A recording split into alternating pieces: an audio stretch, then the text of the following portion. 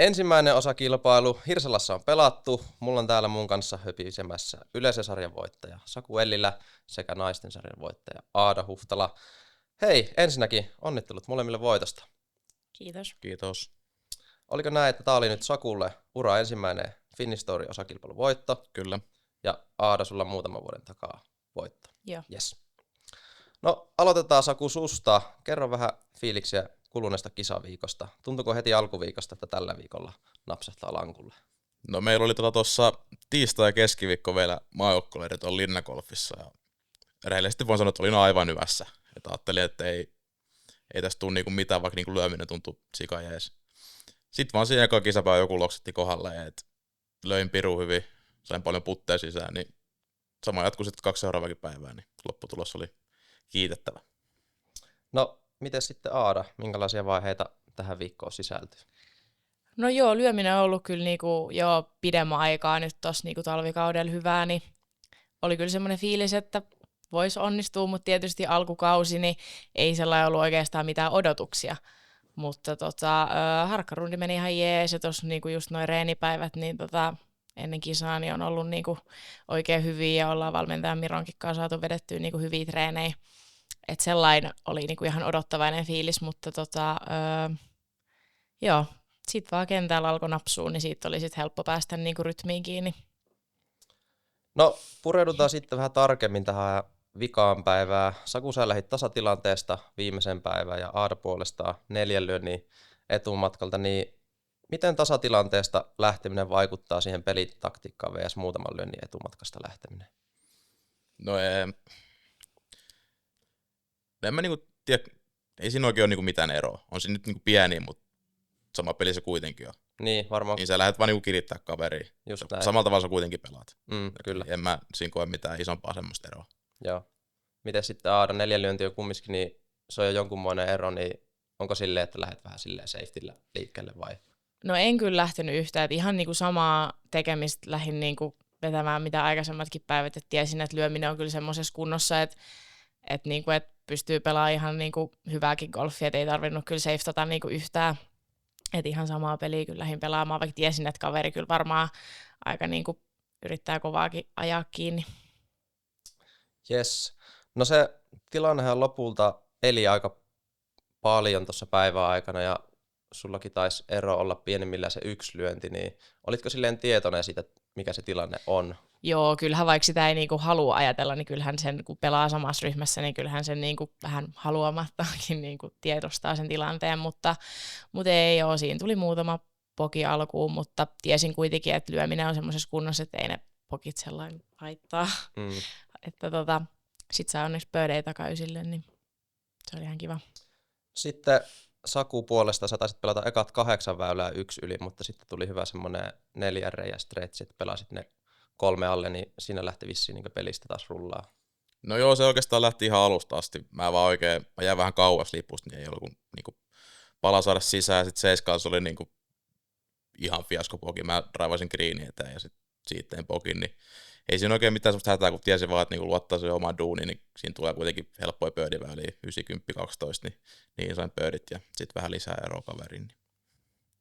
Mites minkä verran niin ylipäätään tulee seurattua sitten tuloksia päivän aikana?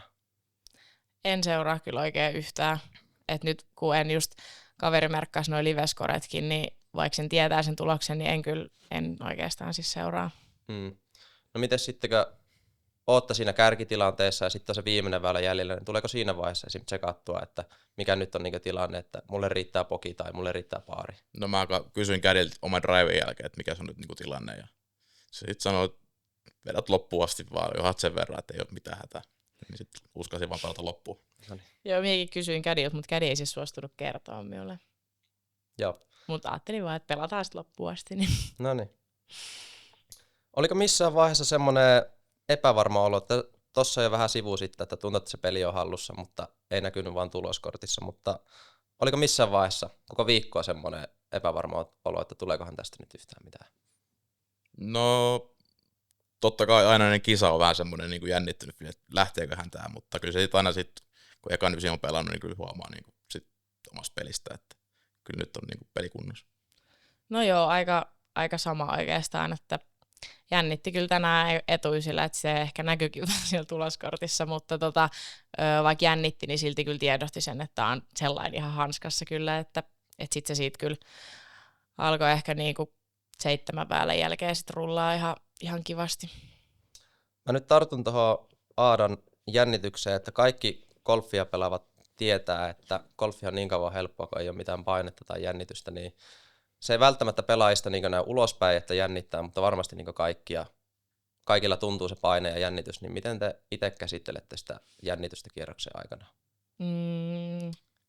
No ehkä minulla on aika semmoiset niinku selkeät niinku jutut vaikka omassa lyömisessä, mitä niinku teen, niin sit sen kautta luo vähän semmoista niinku itsevarmuutta ja itseluottamusta, että on niinku ihan hanskassa tämä homma. Ja sitten ehkä just jotenkin koittaa ajatella, että kaikki muut on tässä samassa tilanteessa, että ei tämä ole niinku muille yhtään se helpompi tilanne, että kaikki on tässä niinku vähän niinku samassa veneessä. No joo, no vähän sama toi, että niinku, on niinku selvät rutiinit, mitä tekee. Ja sit mä oon nyt ottanut käyttöön kanssa semmonen, että jos on niinku oikein paha tilanne, niin ihan rohkeasti vaan silmät kiinni ja muutama semmonen syvä hengitys, niin siinä niinku rauhoittuu aika hyvin. Sitten pystyy keskittymään täysin siihen seuraavaan suoritukseen. Okei, hyvä. Siirrytään vähän eteenpäin. Puhutaan golfareille tärkeistä rutiineista, mitä äskenkin te vähän mainitsitte. Niin onko teillä jotain tiettyjä rutiineita, mitä on pakko tehdä ennen kierrosta? Pitääkö tämä liittyä niinku golfiin vai pitääkö siis niinku golf niinku rutiineja? Golf-rutiineja tai sitten vaikka, että kun aamulla herät, kisapäivän aamuna herät, niin onko semmoisia juttuja, mitä on aina pakko tehdä? No mie tykkään yleensä aina, kun meikkaan aamulla, niin kuunnella siis podcastia. Mie laitan aina jonkun semmoisen ihan niinku semmoisen podcastin, mikä ei liity niinku golfiin millään tapaa. Että saa vähän niinku sellainen jonkun huumoripodcastin tai jonkun, että sellainen vähän niinku ajattelee jotain muuta ja saa semmoisen pienen niinku, oman hetken niinku aamulla. Et varsinkin jos on aikainen lähtö, niin sitten semmoisen 10-15 minuuttia, kun siinä laittaa itteensä, niin ajattelee jotain ihan muuta. Niin se on ehkä semmoinen, mitä niinku teen aina ennen kuin tuun kentälle. Mites Saku? No mulla on ehkä lähtee aina sama biisi soimaan, kun lähden niinku auton liikkeelle. Ja sitten mulla on kentällä aina täsmälleen samat rutiinit tai noin lämmittelyhommat, että ne ei niinku muutu. No ihan ekana en suoraan niinku pukuhuoneeseen ja vedän niinku sellaiset niinku hyvät alustavat venyttelyt, että jalat ja yläkroppa ja semmoisia niinku nopeit, muutama räjähtävä liike. Ja sitten rangeilla on aina tietyt samat mailat, 5-8, rauta 9, rauta 7, rauta 5, rauta 3 ja drive. Ja sitten vikalyönti on aina niinku ekan väylä avaus ja sitten puttidrillit ja pari semmoista sekytystrilliä sitten kentällä. Joo, nyt tulikin mieleen, että golfia on silleen teknisesti tosi herkkä laji, niin voiko teidän mielestä tai onko teillä joskus käynyt niin, että se latautuminen menee ikään kuin yli siihen kierrokseen? No mulla on ainakin käynyt, mulla on ihan niinku, kun pääsin Vierumäen Challenge Tourille 2024 pelaamaan, niin oli semmoinen niinku hirveä vimma päästä kentälle ja tunsin, että niinku nyt on niinku menoja ja no tulppaa ja poki siihen alkuun ja sitten pitääkö helvettiä tästä tulee ja sitten siirryttiin vähän kädin kajoahassa niitä näitä ja finissasin kuitenkin yhdelle paarin, niin siinä niinku oli ehkä yksi tämmönen, meni lataus yli. Mites Aada? No joo, ehkä tulee mieleen viime kesän EM-kisat, että oli just niinku oottanut sitä niinku koko kesän ja sitten kun pääsi ekaa päivää pelaamaan, niin oli just samanlainen kauhean hinku kentälle ja sitten aloitti ihan solidisti, mutta sitten se just vähän ehkä romuttu sitten niinku siinä kierroksen aikaa, että oli niin jotenkin sellainen, no just ehkä niinku ylilatautunut siihen. Tuossa Saku mainitsi ton cadin tuossa aikaisemmin, että kysy siltä tuloksia, niin mikä on teidän mielestä niin cadin tärkein tehtävä? Viihdyttää pelaajan lyöntien välissä. Joo, allekirjoitan kyllä ton, että se on kyllä tärkeää, että siellä saa niinku välillä miettiä jotain ihan muutakin, vaikka mitäköhän syö kierroksen jälkeen lounaksi. Niin, kisakierros kumminkin kestää se 5 tuntia, niin se ei varmaan hirveän monelta onnistu, että on ihan loksiin koko kiekan ajan. No hei, eteenpäin. Kertokaa jokin semmonen fakta itsestänne, mitä kukaan muu ei tiedä. Mie veikkaan, että tätä ei kyllä kovin moni tiedä, mutta mie on harrastanut painia pienenä.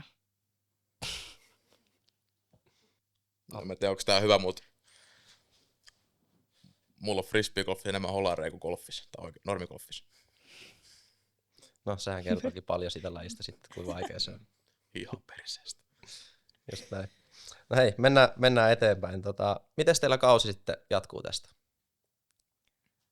No minulla on seuraavaksi Kytäjä silloin, tai Kytäjän Finnish Tour silloin vajaan parin viikon päästä. Ja No mä lähden ensi tiistain tuonne Englantiin, siellä on toi Brabazon Trophy, niin alkaa sitten torstain siellä karkelot. Okei. Kun miettii nyt tulevia kisoja, niin onko teillä jotain semmoista yksittäistä kisaa, mihin on nyt niin erityinen satsaus laitettu? No kyllä mä voin sanoa, että kyllä toi ensi viikko niin näyttää se, jos siellä menestyy, niin se voi avata portteja sitten niin loppukaudeksi aika hyvin. joo, no itselläkin tässä metsästään EM-joukkuepaikkaa ja mahdollisesti Henkkoht EM-paikkaa, niin hyvä, että sattui voitto tähän ja toivotaan, että Kytäjällä jatkuu sama meno, niin voisi aueta paikka sitten sinne. Mm. No, minkälaisia tavoitteita te olette tälle kaudelle asettanut? No, mulla oli ainakin, että niinku yksi Finnish Tourin kisan voitto, se tuli ainakin nyt, ja sitten noi arvokisat olisi niinku joukko-EM:t ja Henkkoht-EM:t niinku semmoinen iso ja potentiaalinen niinku chanssi itselle. Joo, no sama, että kisan voitto ja sitten just kans arvokisat Henkkoht ja joukkue EM:t ja sitten mahdollisesti joulukuussa pelataan noin Letin karsinnat Marokossa, niin sinne olisi lähtö, jos lyönti on iskussa. Okei, teillä on pitkä päivä takana. Mä päästän nyt teidät palautumaan ja lepäämään. Kiitti, että jaksoitte tulla mun kanssa höpisemään tänne ja vielä kerran onnea molemmille voitosta. Ja mehän jatketaan sitten reilun viikon päästä Kytäjägolfilla Finnish Tourin toisen osakilpailun parissa, joten nähdään siellä.